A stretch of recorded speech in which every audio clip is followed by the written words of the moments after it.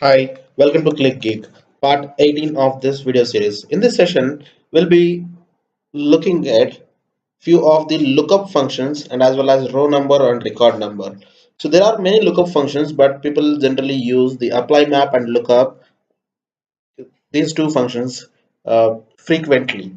And these two functions has pretty good weight in dealing with the lookup of the values. So let's see how they work in real time.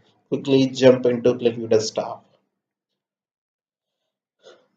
Right, now we first look at apply map and the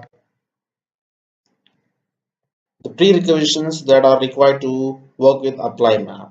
So if you're working with apply map, the mapping table should consist of at only two fields in there. First one is the key, another one is the value. So remember the order should be the same one, or else you have to specify the columns correctly in the apply map, right? So let's load a mapping table. So assume from the sales data.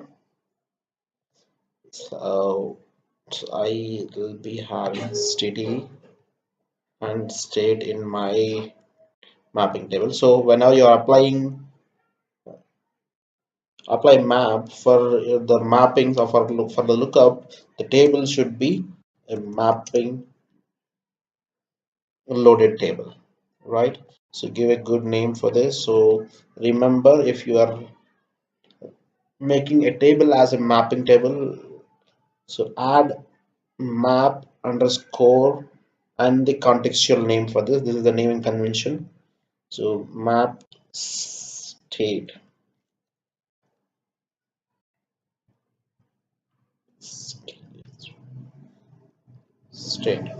So here what is my requirement is I have a city in my data and I need to fetch state from this table to my data. Okay, so the first field is the key field and the second field is the targeted field. So now I'll be fetching the data. I assume I have only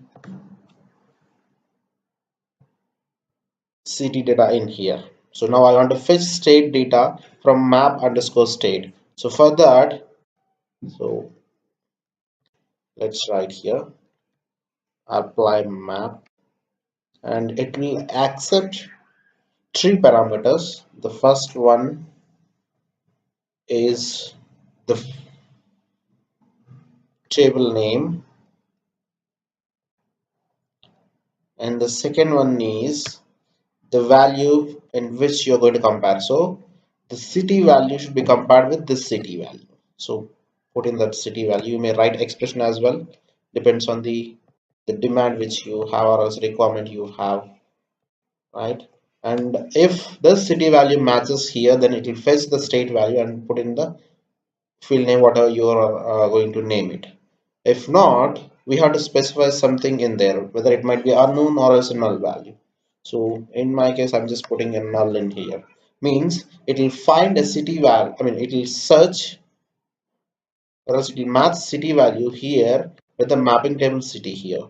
If it finds a state in there, then it will returns, or else it will put null value in there, or else null entry for that particular and as state, right? So what we are missing here, comma, right? So if you are using an apply map, the mapping table should have only two fields. The first field is the key field and the second field is the target field, I mean data field. Okay, and the validity of this mapping table is till the end of the script execution. Whenever the Qlikview control will, execution pointer finds the end of this script, then it will drop the all the mapping tables whatever are available in the particular script. Okay, so that is the scope of a mapping table. And if you are using apply map to in a table, so the source table should have a mapping keyword before the loading. Just reload it. It's asking us to save. Let's save it as ApplyMap. Now you can see. Let's go to. There is only one table instead of two. Why? Because it has deleted that table, the mapping table, after the execution of the entire script. Right? You can see the states here. So the scope of mapping table is until the execution of the script. So if you have loaded a mapping table once, you can use as many times as you wish.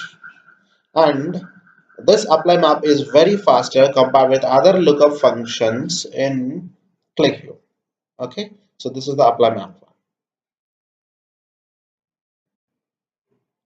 Then look.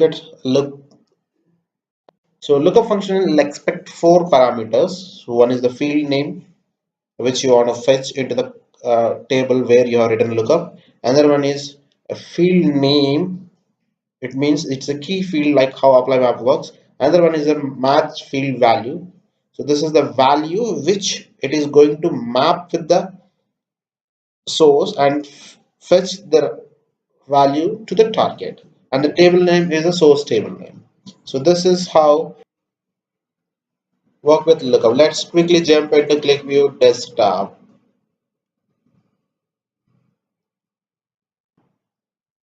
So lookup function has four parameters in that.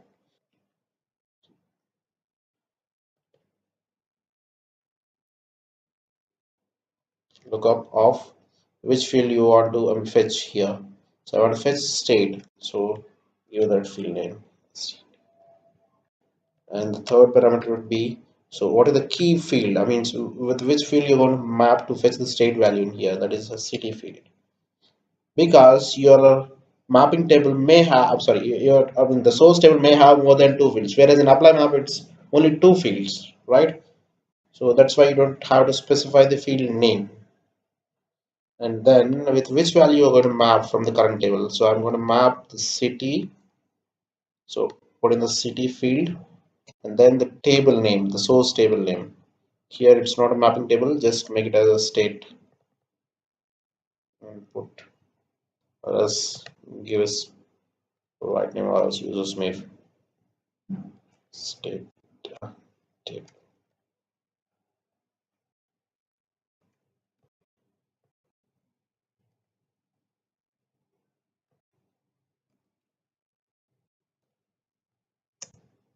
as state. Let's reload.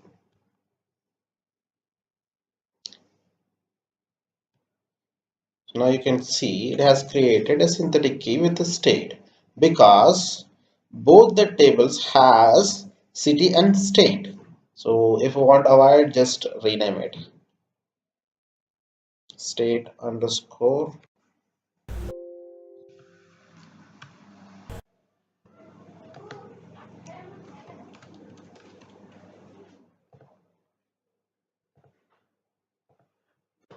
You can see state target here.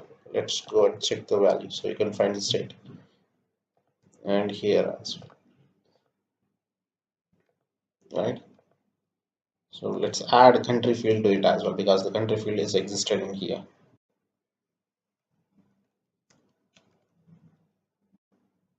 Let's reload.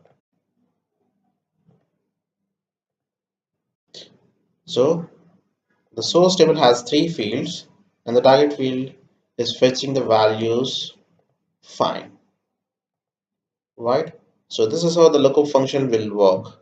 And here the lookup function is bit slow compared with apply map, and the here the source table for the lookup function is not going to be a mapping table. So the scope of this table is until you drop the table. Okay, so this is how lookup function will work. And let's check apply map with multiple fields in the table.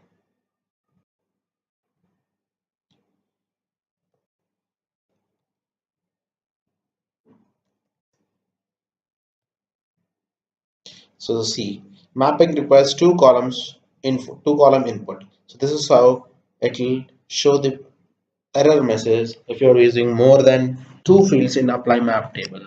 Let's see how the row number and record functions will work. So let's create an inline table.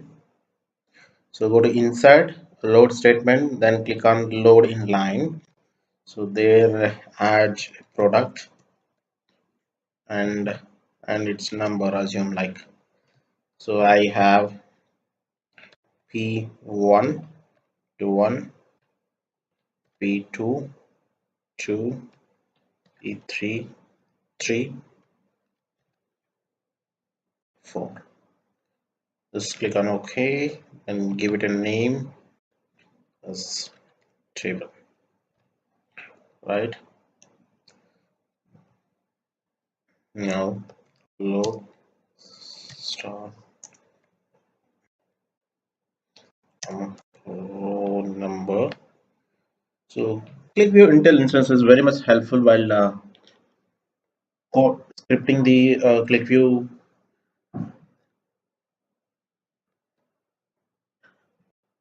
data modeling. Row number as row number. I'm just giving a name. I mean, as is for aliasing. Then record number as rec number.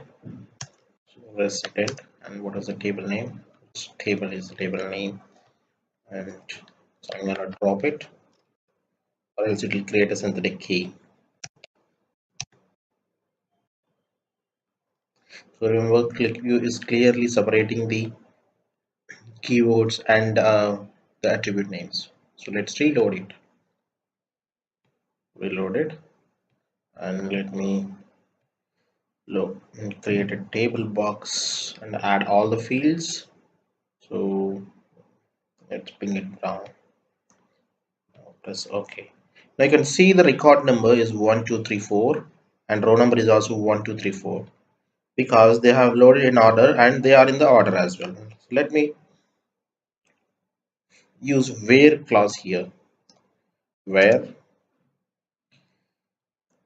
number not equals to, right, 2 means we are excluding 2, the row 2 from the resultant. So we'll be getting P1, P3 and 4, right? So reload it.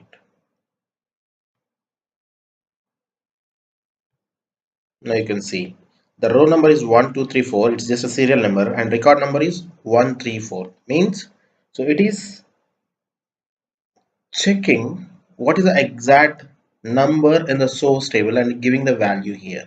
So row number is just a serial number. So this is how row number and record number will work.